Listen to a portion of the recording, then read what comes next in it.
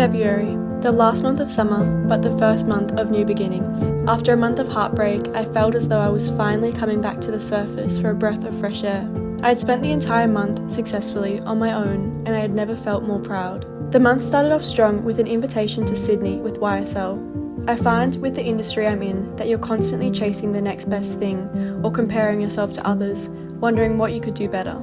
I struggle a lot with imposter syndrome and often find myself not celebrating my success, but in this moment, I had to force myself to stop for a second, not for me, but for 19-year-old Sienna, who was fresh in the industry, dreaming of a moment like this. And in the midst of feeling on top of the world, I found myself longing to share my achievements with someone.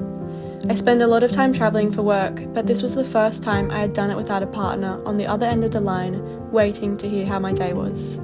However, returning home to host an early Valentine's Day celebration with my closest girlfriends reminded me that love is not just romantic, and sometimes the greatest love is simply platonic. This summer, I saw the girls so often, and yet we never really ran out of things to talk about.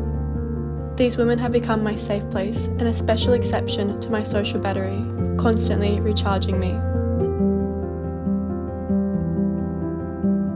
Each Sunday became a slow day for me, because each Sunday was a reminder that my relationship had ended. It's funny how a certain day of the week can be nothing for so long and then all of a sudden haunt you.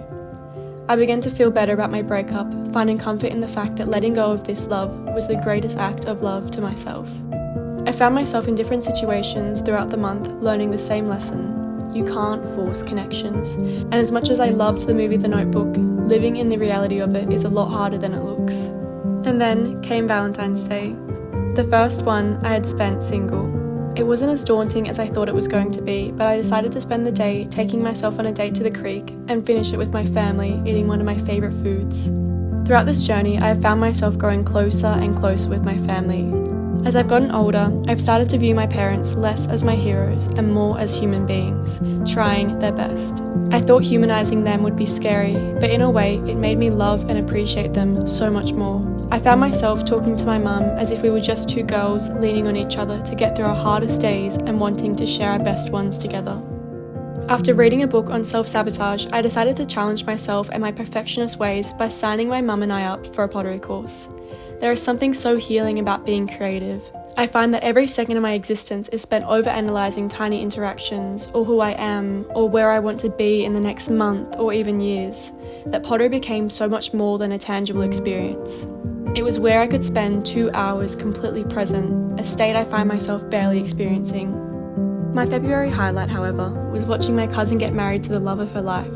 I thought going to a wedding as one of the only single and sober people there was going to be an uncomfortable experience, but there was something so healing about watching the two of them, so in love, and seeing how much his family adored her. I found comfort in the fact that because of the sacrifice I made now, that will be me one day.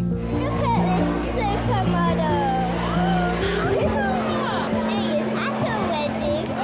Am I? Yeah. Whose wedding is it? Let me show you this supermodel. Ooh. Overall, the month was filled with growth and challenges, longing and loving. As the months pass and the seasons change, I look forward to seeing who I become.